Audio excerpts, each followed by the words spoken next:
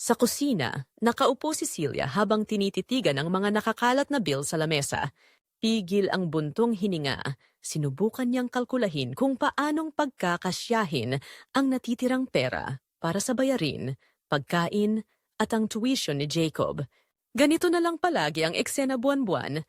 Isang 36 years old na single mom. Halos araw-araw na lang ay pasan niya ang bigat ng pagiging magulang mag-isa. Sa harap ng responsibilidad, natutunan niyang isantabi ang sarili niyang kaligayahan. Ma, anong ulam? Tanong ni Jacob mula sa sala habang nanonood ng cartoons. Sardinas na naman, sagot niya, pilit pinapawi ang guilt na nararamdaman. Ngunit sa loob-loob niya, ramdam niya ang lungkot. Gabi-gabi, matapos ang mga gawain at kapag tulog na si Jacob, nararamdaman niya ang bigat ng katahimikan. Namimiss niya ang pakiramdam ng may kasamang tao, ang init ng yakap, ang lambing ng halik. Ngunit hindi niya kayang isipin ang sarili niyang pangangailangan. Nakakahiya, parang mali. Ngunit minsan, kapag hindi na niya kaya ang lungkot, hinahanap niya ang kaunting ginhawa. Sa bawat tahimik na gabi, ramdam niya ang bigat ng katahimikan na parang yumayakap sa kanya, nagpapaalala kung gaano na siya katagal mag-isa. Naiisip niya ang init ng yakap na dati karaniwan lamang, ang bulong ng mga salitang puno ng pagmamahal. Pero ngayon, ang lahat ng iyon ay alaala na lang. Sa mga sandaling ganito, sa dilim ng kanyang kwarto, pilit niyang tinatakasan ang lungkot sa pamamagitan ng pansamantalang init mula sa sarili niyang kamay. Ramdam niya ang bigat ng bawat haplos, parang isang alon ng init na nagdadala ng kaunting ginhawa, ngunit agad ding nilalamon ng lamig ng kawalan. Ramdam niya ang ginhawa, ngunit pagkatapos ay bumabalik ang malamig na katotohanan. Mag-isa pa rin siya. Siya na kaya to? Bulong ni Celia sa sarili habang tinitingnan ang relo. Ang bagong upa sa kanilang spare room ay dapat darating na. Isang 24 years old na law student na si Marco ang tumawag sa ad na inilagay niya. Mukhang matinong bata naman, sa boses pa lang sa tawag. Pero hindi niya inasahan ang hitsura ng kalalaking bumungad sa pintuan. Nakatayo si Marco. Matangkad at maganda ang tindig. Bit-bit ang isang malaking backpack at may nakaambang ngiti sa kanyang mga labi.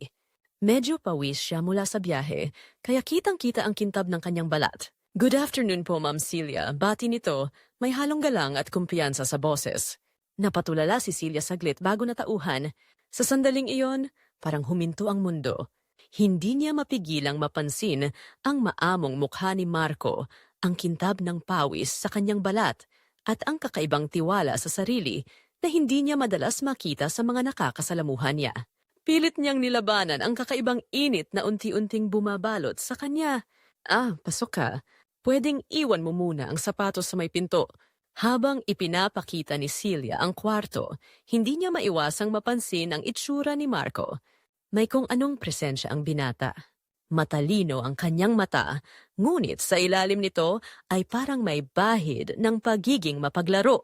Hindi maipaliwanag ni Celia, pero parang iba ang init na dala nito sa bahay. Salamat po ulit sa pagpapaupa, sabi ni Marco habang inaayos ang mga gamit. Makakaasa po kayo na hindi ako magbibigay ng abala. Basta sundin mo lang ang house rules. Sagot ni Celia, pilit na iniiwas ang mata mula sa kanyang tenant. Ayoko ng gulo, lalo na't may anak ako. Ngumiti lang si Marco. Walang problema, Ma'am Celia. Makalipas ang ilang araw, naging mas komportable si Marco sa bahay. Madalas itong naka-shorts at sandulang kapag nasa bahay. Wala namang masama, pero hindi maiwasang mapansin ni Celia ang maayos nitong katawan. Malapad ang balikat, toned ang braso. Minsan, nahuhuli niyang tumutulo pa ang tubig sa buhok nito pagkatapos maligo, at napapaisip siya kung kailan niya huling nakita ang ganoong klasing presensya sa bahay. Isang gabi, habang nagwawali si Celia sa sala, nadaanan niya ang pinto ng kwarto ni Marco. Bahagyang nakaawang ito, at sa kanyang peripheral vision ay natanaw niya ang binata na nakatayo. Walang suot na pang-itaas. Habang nagbibihis, napatigil siya. Ang liwanag ng lampshade nito ay tumatama sa kanyang katawan na parang hinulma sa gym. Hindi siya gumalaw, halos hindi makahinga. Habang nakatingin, unti-unting bumalik ang bigat ng lungkot at init na nararamdaman niya tuwing gabi. Napahawak siya sa kanyang dibdib, parang gustong pigilan ang mabilis na tibok ng kanyang puso. Gusto niyang umalis, pero parang may kung anong puwersang pumipigil sa kanya. Ilang segundo pa lang ang lumipas, pero para sa kanya parang napakatagal na. Bigla, nag-angat ng tingin si Marco at napansin siya. Ngumiti ang binata. Hindi malisyoso pero may halong kumpiyansa. Ma'am Celia, okay lang po kayo. Nataranta siya. Oo. Pasensya, nakita ko lang na bukas ang pinto mo. Akala ko may kailangan ka. Wala naman po. Salamat ma'am, sagot ni Marco bago bumalik sa kanyang ginagawa. Mabilis na naglakad si Celia papunta sa kanyang kwarto. Sa loob, sinubukan niyang pakalmahin ang sarili, ngunit hindi mapigilan ang pag-alala sa nakita. Parang umaalingaw-ngaw sa kanyang isipan ang imahe ni Marco, ang bawat detalyeng naaninag niya mula sa bukas na pinto. Ano ba itong nararamdaman niya? Parang isang bagay na matagal nang kinandado sa kanyang puso ang biglang bumukas. Hindi niya alam kung ito'y pangangailangan, pagnanasa, o simpleng kagustuhan na may magpuno sa kawalan. Sa bawat tibok ng kanyang puso, ramdam niya ang init na bumabalot sa kanya. Isang init na matagal nang hindi niya naranasan. Ano ba itong iniisip niya? Tinanong niya si Marco. Bata pa ito. Pero kahit anong pilit niyang alisin ang imahe ng katawan nito, sa kanyang isip, hindi niya magawa. Ang tibok ng kanyang puso ay mabilis pa rin, at ang kanyang mga kamay ay bahagyang nanginginig. Sa huli, hindi niya nakayanang pigilan ang sarili. Napapikit siya habang dumadama sa kanyang katawan. Dinadama ang init na parang sumasalamin sa imahe ni Marco sa kanyang isipan. Ang kanyang katawan, ang kanyang mga mata, at ang tiwala sa sariling nakakasilaw. Sa mga sumunod na araw, napansin ni Celia na mas madalas niyang hinahanap ang presensya ni Marco. Kapag nasa sala ito, nakikisingit siya ng usapan. Kapag nasa kusina, dinadagdagan niya ang kanyang ginagawa para lang mas matagal silang magkasama sa iisang kwarto. Hindi niya alam kung napapansin ni Marco ang mga ginagawa niya. Pero sa tuwing titingin ito sa kanya, parang may alam ito na hindi niya sinasabi. Isang gabi, habang pinapaliguan si Jacob, naramdaman ni Celia ang pag-iinit ng katawan niya habang naaalala ang eksenang nakita niya noon. Hindi niya maiwasang isipin kung ano ang pakiramdam ng isang lalaking tulad ni Marco, ang yumakap sa kanya, ang humalik sa kanyang leeg. Pilit niyang inalis ang mga imaheng iyon, pero sa halip na mawala, lalo lang itong lumakas. Sa huli, nagpasya siyang bumalik sa kanyang dating ginagawa. Sa ilalim ng mabigat na kumot, ramdam niya ang lamig ng gabi na tila kumukulong kaibuturan ng kanyang damdamin. Tahimik ang buong bahay, ngunit ang kanyang isipan ay puno ng mga imahe. Ang bawat kurba, ang bawat liwanag ng mga muscle ni Marco na naiilawan ng lampshade sa gabing iyon. Sa bawat haplos ng kanyang kamay, sinubukan niyang alalahanin ang init ng ibang tao, pero iba ang bumabalik sa kanyang isip. Parang naririnig niya ang boses ni Marco, mababa at malambing. Ngunit kahit anong gawin niya, ang pansamantalang ginhawa ay hindi makapuno sa kawalan. Natigil siya, nakatingala sa kisame, habang iniisip kung hanggang kailan niya kayang itago ang nadarama. Ngunit sa pagkakataong ito, hindi sapat ang ginhawang iyon. Gusto niyang maramdaman ng ibang tao, isang taong kayang punan ang matagal ng pagkukulang sa kanyang puso at katawan. Sa mga sumunod na araw, naramdaman ni Celia ang unti-unting pagbabago sa dynamics nila ni Marco. May kakaibang init sa bawat kilos ng binata, tila hindi lang basta tenant ang nakatira sa kanyang bahay. Hindi niya maipaliwanag kung ang lahat ng ito ba ay natural lamang kay Marco o sadyang may hangarin itong pukawin ang kanyang damdamin. Ma'am Celia, ang sarap talaga ng luto niyo, ani Marco habang nilalantakan ng sinigang na baboy na hinanda niya. Kung ganito lagi ang ulam, baka magtagal ako dito. Napangiti si Celia. Ngunit pilit niyang itinatago ang pagkalito. Nako Marco, huwag mo akong bulahin. Simple lang naman yan. Simple. Hindi halata. Parang ang daming effort, sagot ni Marco, kasabay ng isang sulyap na tila sinasadyang magtagal. Siguro kung ako ang asawa mo, Hindi na ako aalis ng bahay. Napatigil si Celia sa paghugas ng plato. Naramdaman niya ang init ng kanyang mukha. Ano bang pinagsasabi mo dyan? Kumain ka na lang. Tumawa si Marco. Malalim at nakakakuryente ang tunog. Seryoso, ma'am. Hindi ko alam kung bakit single pa kayo. Ang simpleng pag-uusap ay nag-iwan ng kakaibang epekto kay Celia. Sa tuwing mapapansin niyang nakatingin si Marco sa kanya, ang mga mata nitong puno ng kumpiyansa at lambing. Pakiramdam niya ay parang nawawalan siya ng kontrol. Unti-unti, ang pagitan nila bilang landlord at tenant ay nagiging malabo. Ang bawat biro ni Marco ay parang binhi ng tukso na tumutubo sa kanyang isipan, hindi niya mapigilan. Isang umaga, nadatnan ni Celia si Marco sa sala.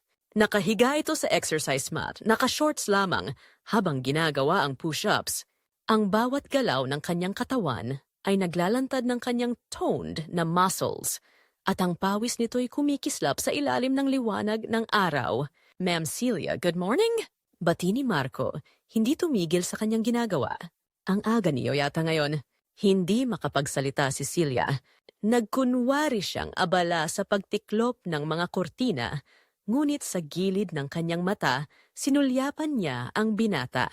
Nakita niyang tinititigan siya ni Marco sa salamin na nasa dingding, ang mga mata nito'y mapanukso. Tuloy niyo lang, sabi niya, pilit na pinapakalma ang kanyang sarili. Ngunit ramdam niya ang mabilis na tibok ng kanyang puso. Alam niyang nararamdaman ni Marco ang kanyang panunubok, ngunit walang bahid ng hiya o pag-aalinlangan sa kilos ng binata. Isang araw, sinadya ni Marco na mag-ehersisyo habang si Celia ay nagluluto. Sa bawat galaw nito, ang pag-angat ng dumbbells, ang pag-ikot ng kanyang balakang, ay parang niluluto rin si Celia sa init ng tukso. Sa sobrang kaba, nabitawan niya ang sandok at nagkalat ang sabaw sa sahig. Okay lang po kayo? Tanong ni Marco. Lumapit agad para tumulong. Ayos lang. Nabigla lang ako, sagot ni Celia. Pilit na pinapakalma ang kanyang sarili. Pansin ko po kasi kanina pa kayo tahimik. Sabi nito, bahagyang inilapit ang mukha habang inaabot ang tuwalya. Parang may iniisip kayo, ma'am. Napatingin si Celia. Ramdam ang tila nangingibabaw na alon ng tensyon.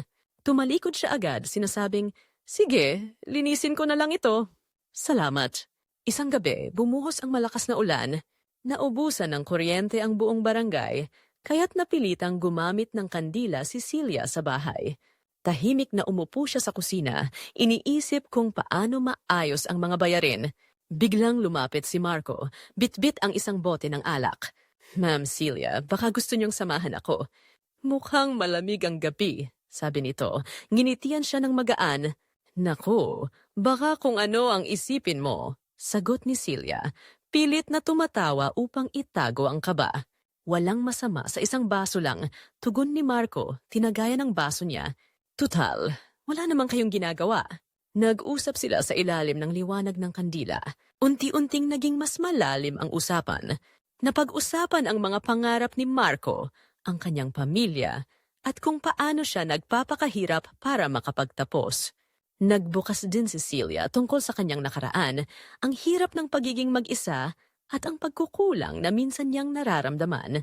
Ma'am Celia, sabi ni Marco, bahagyang bumaba ang boses. Minsan, iniisip ko kung bakit napakaganda niyo pa rin kahit ang dami niyo ng pinagdaanan. Natigilan si Celia. Hindi niya alam kung paano sasagutin ang binata. Marco, baka nalalasing ka na. Hindi ako lasing. Sagot nito, nakatingin diretso sa kanyang mga mata. Totoo ang sinasabi ko. Ang katahimikan sa pagitan nila ay punong-puno ng tensyon. Ramdam ni Celia ang mainit na hininga ni Marco habang unti-unti itong lumalapit. Tumayo siya bigla, pilit na iniwasan ang tukso. Marco, tama na, sabi niya, nanginginig ang boses. May anak ako. Hindi tama ito. Tumango si Marco, nginitian siya ng marahan. Pasensya na, ma'am. Hindi ko sinasadya. Ngunit ang kanyang tingin ay nagsasabing alam nito kung ano ang epekto niya kay Celia. Kinagabihan, habang sinusubukan ni Celia na matulog, narinig niya ang mahihinang tunog mula sa kwarto ni Marco. Hindi mapakali ang kanyang isip, kaya't dahan-dahan siyang lumabas ng kwarto. Lumapit siya sa pinto ng kwarto ni Marco, bahagyang nakaawang ito. Sa kanyang pag-usyoso, natanaw niya ang binata. Nakahiga si Marco sa kama. Ang kanyang katawan ay bahagyang natatakpan ng kumot. Ngunit ang kanyang mga kamay ay abala sa paghagod. At ang kanyang mga labi ay marahang binibigkas ang pangalan niya. Celia. Napatigil si Celia. Ang kanyang katawan ay tila nanigas sa pagkakakita. Ang init na kanina lamang ay pilit niyang nilalabanan ay muling bumalot sa kanya. Hindi niya maintindihan kung bakit hindi siya makaalis. Ang bawat galaw ni Marco ay tila isang sayaw na hindi niya kayang tigilan panoorin. Bigla siyang natauhan at mabilis na bumalik sa kanyang kwarto. Ngunit kahit anong gawin niya, ang imahe ni Marco ay hindi maalis sa kanyang isipan. Ang kanyang boses, ang paraan ng pagbigkas nito sa kanyang pangalan, lahat ay paulit-ulit na tumutugtog sa kanyang isipan. Ramdam niya ang bigat ng kanyang damdamin at ang kawalang kayang pigilan ang tukso na unti-unting naglalapit sa kanila. Sa gabing iyon, hindi na siya nakatulog ng maayos. Alam niyang nasa delikadong teritoryo na siya, ngunit hindi niya alam kung paano makakaalis. Kinabukasan maagang nagising si Celia. Ramdam niya ang tensyon mula sa gabing nagdaan. Ang tunog ng boses ni Marco habang binibigkas ang kanyang pangalan ay hindi maalis sa kanyang isipan. Kailangan niya itong harapin. Hindi siya pwedeng magpatalo sa ganitong damdamin. Nang marinig niyang bumukas ang pintuan ng kwarto ni Marco, agad siyang lumabas ng kusina at hinarap ito. Marco, kailangan nating mag-usap, ani Celia, pilit na pinapakalma ang sarili. Ngunit nang tumingin siya sa mga mata ng binata, ramdam niya ang bumabalik na init. Tungkol saan, Ma'am Celia? Tanong ni Marco. Nakangiti ngunit halatang may bahid ng pag-aalala. Yung kagabi, ano bang iniisip mo? Bakit mo ginagawa ang mga bagay na yan? Galit niyang tanong, ngunit ang boses niya ay may halong kaba. Lumapit si Marco. Hindi inaalis ang tingin sa kanya. Anong bagay, ma'am? Yung totoo? O yung gusto niyong itanggi? Napatigil si Celia. Ramdam niya ang mabilis na tibok ng kanyang puso. Hindi tama ito, Marco. May anak ako. Hindi dapat mangyari ang iniisip mo, pero nangyayari na. Ma'am, sagot ni Marco. Ang boses ay mababa at puno ng tiwala sa sarili. Lumapit ito ng mas malapit. Halos magdikit na ang kanilang mga katawan. Sabihin niyo lang kung ayaw niyo at titigil ako. Ngunit walang salitang lumabas mula kay Celia. Sa halip, isang maikling sandali ng katahimikan ang bumalot sa kanila bago siya naglakas loob na tumingin sa binata. Ang bigat ng damdamin ay naging masyadong mahirap labanan. Bago pa niya mapigilan ang sarili, naramdaman niya ang labi ni Marco sa kanya. Ang halik na iyon ay parang apoy na matagal nang nagbabaga. Sa bawat haplos at pagdampi ng kanilang mga labi, nawala ang lahat ng iniisip ni Celia. Wala nang tama o mali. Ang mahalaga lamang ay ang init na bumalot sa kanila sa sandaling iyon. Kinagabihan, hindi na nila napigilan ang kanilang mga sarili. Sa dilim ng kwarto ni Celia, natagpuan nila ang isa't isa sa isang yakap na puno ng pagnanasa. Ang bawat galaw ay puno ng damdamin at matagal ng kinikimkim na pagnanasa. Sa bawat haplos at halik, parang tumigil ang oras at ang mga paghinga nila'y nagsanib sa isa't isa. Hindi nagtagal, sinimulan nilang tuklasin ang kanilang mga katawan mula leeg pababa. Bawat bahagi ay parang isang lihim na nadiskubre sa ilalim ng kadiliman. Sa gabing iyon, tuluyang nawala ang lahat ng balakid sa pagitan nila at nagsimula ang kanilang bawal na relasyon. Sa mga sumunod na araw, napansin ni Jacob ang pagbabago sa kilos ng kanyang ina. Minsan, hindi na siya agad natutulog sa gabi.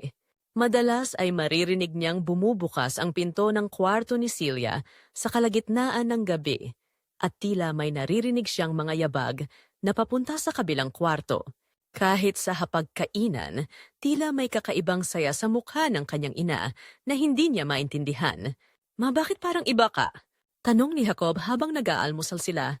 Napatigil si Celia. Anong ibig mong sabihin, anak? Parang lagi kang masaya. Pero minsan, parang hindi mo na rin ako napapansin. Sagot ni Jacob, halatang may hinanakit sa boses. Napalunok si Celia. Alam niyang mali ang ginagawa niya, pero hindi niya alam kung paano ipapaliwanag ito. Jacob, sorry kung ganun ang nararamdaman mo. Pero mahal na mahal kita, anak. Bakit parang lagi kang wala sa kwarto mo sa gabi? Tanong ng bata, tinitigan siya ng diretso sa mata. Hindi nakasagot si Celia. Pakiramdam niya'y tinamaan siya ng matinding guilt. Ngunit bago pa siya makapagsalita, tumayo na si Jacob at umakyat sa kanyang kwarto. Sa gabing iyon, hindi siya mapakali. Naisip niya kung paano ang ginagawa niya ay unti-unti nang naaapektuhan ang kanyang anak. Isang hapon, habang nag-aayos ng mga gamit sa sala, aksidenteng natisod ni Celia ang isang envelope na nakalagay sa ilalim ng sofa. Binuksan niya ito at nakita ang ilang papeles at litrato ni Marco. Ngunit sa isa sa mga dokumento, may nakita siyang police report mula sa probinsya ng binata. Hindi siya makapaniwala sa kanyang nabasa. Ayon sa report, si Marco ay kinasuhan ng isang lalaking nagsabing inakit nito ang kanyang asawa, isang mayamang landlady na pinanirahan ni Marco noon. Ang insidente ay nauwi sa isang marahas na komprontasyon kung saan sinaktan si Marco ng asawa ng babae. Dahil dito, napilitan siyang lisanin ang kanilang lugar.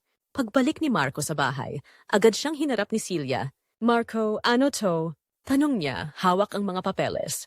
Natigilan si Marco. "Saan mo nakuha yan?" Tanong nito, halatang nawala ang kumpiyansa sa kanyang boses. "Hindi mo sinabi sa akin ang totoo. Ano tong mga nakasulat dito?" Galit na tanong ni Celia. "Ma'am Celia, hindi tulad ng iniisip mo. Hindi ako ang nagumpisa ng lahat. Sinubukan kong umiwas pero hindi na natapos ni Marco ang sasabihin. Pero ano, Marco? Bakit hindi mo sinabi? Ano ako? Isa lang sa mga nagiging babae mo?" Tanong ni Celia. Ang boses ay puno ng pagkabigo. "Hindi, ma'am. Hindi ikaw yon," sagot ni Marco. Ngunit halata sa kanyang mukha ang guilt. Hindi katulad nila. Ngunit kahit anong paliwanag ni Marco, hindi maalis ni Celia ang takot sa kanyang puso. Paano kung tama ang iniisip niya? Paano kung isa lang siya sa mga napapaniwala ni Marco? Sa gabing iyon, hindi siya makatulog, iniisip kung kaya pa ba niyang pagkatiwalaan ang binata. Sa gitna ng lahat, unti-unting napansin ni Aling Norma, ang tsismosa sa barangay, ang kakaibang kilos ni Celia at Marco. Minsan ay nakita niya si Marco na lumalabas ng bahay nang nakapadyama sa umaga. Minsan naman ay nakita niya si Celia na hinahatiran ng kape ang binata sa sala. Para sa isang tulad ni Aling Norma, sapat na ang mga maliliit na detalye upang makabuo ng kwento. Alam mo ba, Cecilia? Mukhang may inuumpisahang kalokohan doon sa bago niyang uupa. Sabi ni Aling Norma kay Aling Tess, isa pang kapitbahay. Ang bata pa nung lalaki, parang anak na niya. Naku, kawawa naman si Jacob. Kalat agad ang usapan sa barangay. Kahit saan magpunta si Celia, nararamdaman niya ang mga tingin at bulungan ng mga tao. Minsan, habang nasa palengke, narinig niyang sinabi ng tindera, "Uy, tingnan mo si Celia. Mukhang blooming, ah. Baka naman may dahilan." Hindi niya alam kung paano ito haharapin. Ang pag-usbong ng kanilang relasyon ni Marco ay hindi lang nagbigay ng saya sa kanya, kundi pati na rin ng takot at guilt. Alam niyang hindi magtatagal ay malalaman din ito ng mas marami pang tao. Sa mga gabing tahimik, iniisip ni Celia kung paano nagbago ang buhay niya sa loob lamang ng ilang linggo. Ang dating tahimik at normal na buhay ay napalitan ng isang mundo ng tukso, pagmamahal at takot.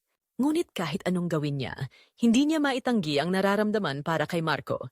At iyon ang pinakamalaking laban na kailangan niyang harapin.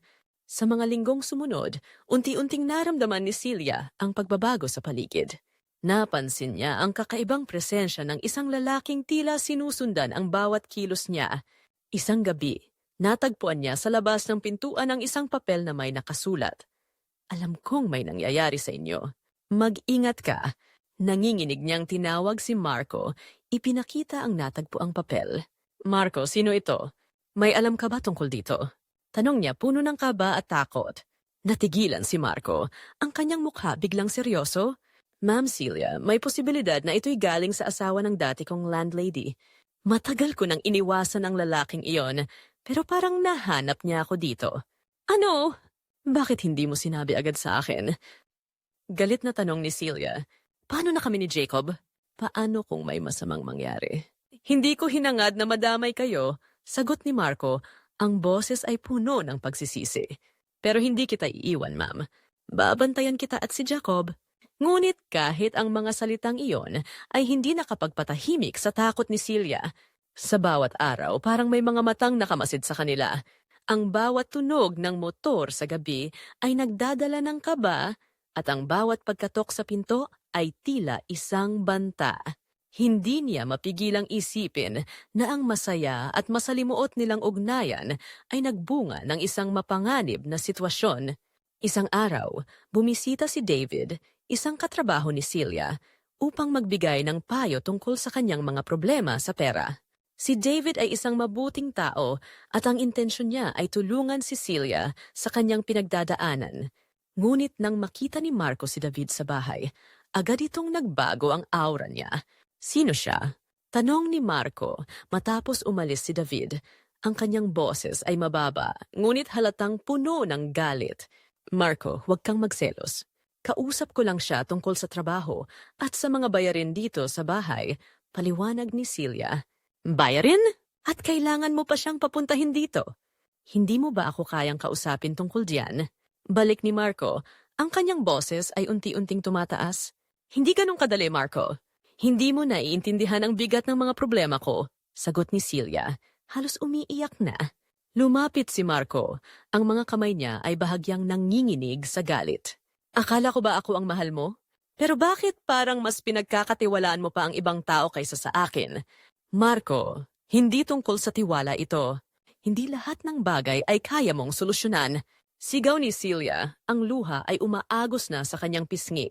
Nagkatinginan silang dalawa, ang tensyon sa pagitan nila ay parang isang bomba na handang sumabog. Hindi nila alam na sa likod ng pinto, si Jacob ay nakikinig sa bawat salitang binitawan nila. Ang pagkalito sa batang isip ni Jacob ay lumalim pa. Iniisip kung ano nga ba ang tunay na nangyayari sa pagitan ng kanyang ina at ng lalaking ito. Kinabukasan, halos hindi makatingin si Jacob sa kanyang ina. Sa hapagkainan, tahimik lamang itong kumakain na parang may sariling mundo. Napansin ito ni Celia at sinubukang kausapin ang anak. Jacob, anak, okay ka lang ba? Tanong niya. Oo. Maikling sagot ni Jacob, hindi tumitingin sa kanya. Sigurado ka? Parang hindi ka naman ganyan dati. Dagdag ni Celia, pilit na inaabot ang anak. Biglang tumingin si Jacob sa kanya, puno ng hinanakit ang mga mata. Ma, hindi ka na ba masaya na tayong dalawa lang? Kailangan ba talagang may ibang tao sa buhay mo? Napalunok si Celia. Ramdam niya ang bigat ng tanong ni Jacob. Hindi niya alam kung paano sasagutin ng anak nang hindi ito masasaktan. Jacob, mahal na mahal kita. Hindi magbabago yun, sagot niya. Ngunit halatang hindi sapat ang kanyang mga salita upang mapawi ang sakit na nararamdaman ng anak. Tumayo si Jacob at umakyat sa kanyang kwarto. Iniwang nakaupo si Celia na tila nadurog ang puso. Alam niyang unti-unting lumalayo sa kanya ang anak dahil sa mga desisyon niyang hindi niya kayang ipaliwanag. Sa kanyang isip, paulit-ulit niyang tinanong ang sarili, sulit ba ang lahat ng ito? Isang gabi, habang mahimbing ang tulog ni Celia at ni Jacob, biglang narinig nila ang malalakas na pagkatok sa pintuan. Agad nagising si Marco, kinuha ang isang kahoy mula sa kusina at dahan-dahang binuksan ang pinto. Sa labas, naroon ang lalaking dating asawa ng landlady ni Marco, lasing at galit na galit. Ikaw, hayop ka! Akala mo makakatakas ka sa ginawa mo? Sigaw ng lalaki, ang boses ay nag-echo sa tahimik na kalye. Umalis ka dito, sagot ni Marco. Ang boses ay mababa, ngunit matatag. Wala kang karapatang manggulo rito. Wala akong karapatan. Pati ba naman itong babae at anak niya, idadamay mo? Galit na sagot ng lalaki, sabay subok na pumasok sa loob ng bahay. Nagkagirian ang dalawa hanggang sa mauwi ito sa isang marahas na pagtulakan. Natumba si Marco, ngunit agad tumayo at sinuntok ang lalaki upang mailayo ito kay Celia at Jacob. Si Celia, umiiyak, ay yumakap kay Jacob upang protektahan ito. Tumigil na kayo! Tama na! Sigaw ni Celia. Ngunit parang wala itong naririnig ang dalawang lalaki. Sa wakas, napatalsik ni Marco ang lalaki palabas ng bahay. Tumawag si Celia ng barangay tanod upang humingi ng tulong. Ngunit sa gitna ng kaguluhan, napansin ni Jacob ang paraan ng pagyakap ng kanyang ina kay Marco. Sa murang edad, napagtanto niya ang hindi dapat. Anong nangyayari? Tanong ni Jacob. Ang boses ay nanginginig. Hindi nakasagot si Celia. Ang kanyang mga mata ay puno ng luha habang si Marco naman ay tahimik na nakatingin sa bata. Sa sandaling iyon, alam nilang wala nang maitatago. Ang gabing iyon ay nag-iwan ng marka sa kanilang tatlo. Si Jacob ay tuluyang lumayo. Si Celia ay nanatiling gulong-gulo. At si Marco ay pilit na iniisip kung paano ayusin ang gulong kanyang nadala sa buhay ni Celia. Sa kabila ng lahat ng nangyari, ang galit ni Jacob, ang banta mula sa lalaking naghahabol kay Marco, at ang tsismis sa barangay, hindi pa rin magawang tuluyang talikuran ni Celia si Marco. Isang gabi matapos maipatulog si Jacob, naisip niyang ito na ang huling pagkakataon para kausapin si Marco at tapusin ang lahat. Ngunit ang kanyang damdamin ay mas malalim kaysa sa kanyang mga salita. Nasa sala si Marco, nakatingin sa bintana habang hawak ang isang baso ng alak. Ma'am Celia, hindi niyo ba ako kakausapin dahil gusto niyong itigil na natin ito? Tanong niya nang maramdaman ang presensya ng babae. Hindi sumagot si Celia. Sa halip, naupo siya sa sofa katabi ni Marco. Ang kanyang mga kamay ay magkasalikop sa kanyang kandungan.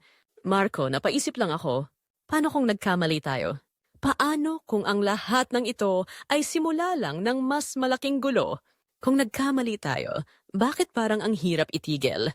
Balik ni Marco, inilapag ang baso at tumingin sa kanya.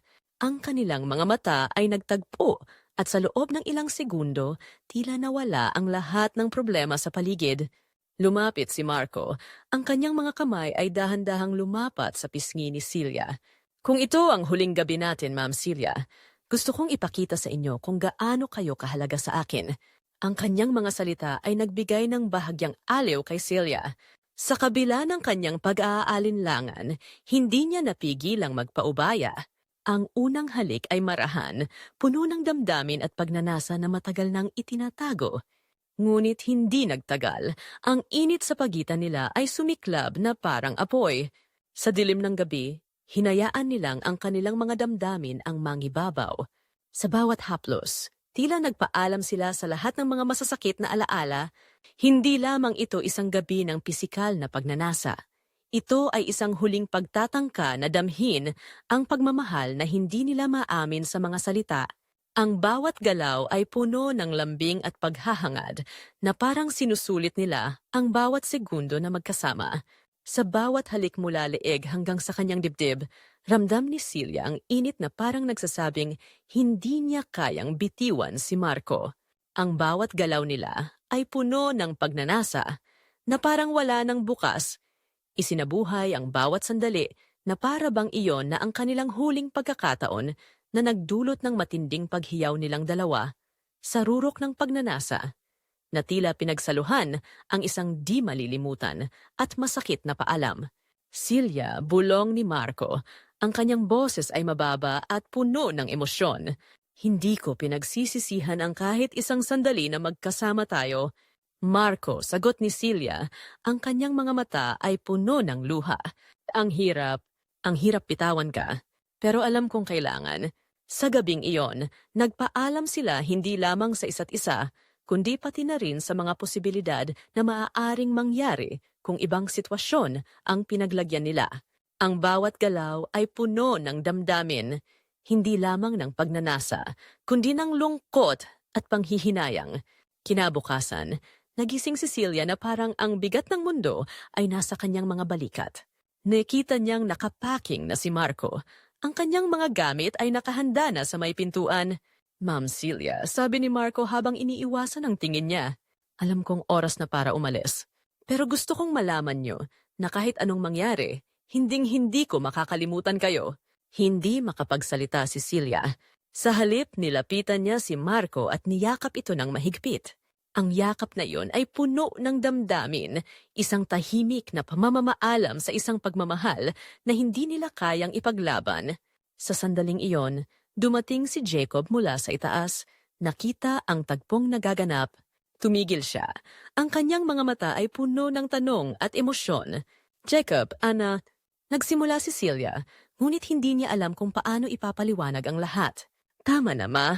Naiintindihan ko na, sagot ni Jacob, ang boses ay puno ng lungkot ngunit hindi nagalit. Pero gusto kong malaman nyo na kahit anong mangyari, ako pa rin ang nandito para sa inyo. Napaiyak si Celia. Sa kabila ng lahat ng nangyari, ang anak niya ang naging dahilan kung bakit kailangan niyang magdesisyon ng tama. Habang umaalis si Marco, tumingin siya sa bahay ni Celia sa huling pagkakataon. Ramdam niya ang bigat ng mga alaala, ngunit alam niyang ito ang tamang gawin. Sa kabila ng sakit ng pag-alis, alam niyang mas mahalaga ang kapakanan ni Celia at ni Jacob. Si Celia, habang nakatingin sa bintana, ay pilit na tinatanggap ang katotohanan. Alam niyang darating ang araw na ang lahat ng sugat na iniwan ng nakaraan ay maghihilom. Ngunit sa ngayon, tanggap niya na ang pagmamahal na iyon ay hindi tama at ang tanging magagawa niya ay magpatuloy para sa kanyang anak. Habang yakap si Jacob, naramdaman niya ang tahimik na pangako ng bagong simula. Sa puso niya, tinanggap niya ang katotohanan. Ang huling gabi nila ni Marco ay hindi lamang pamamaalam, kundi isang paalala na minsan, ang pagmamahal ay hindi laging sapat para sa mundong ginagalawan nila. The End.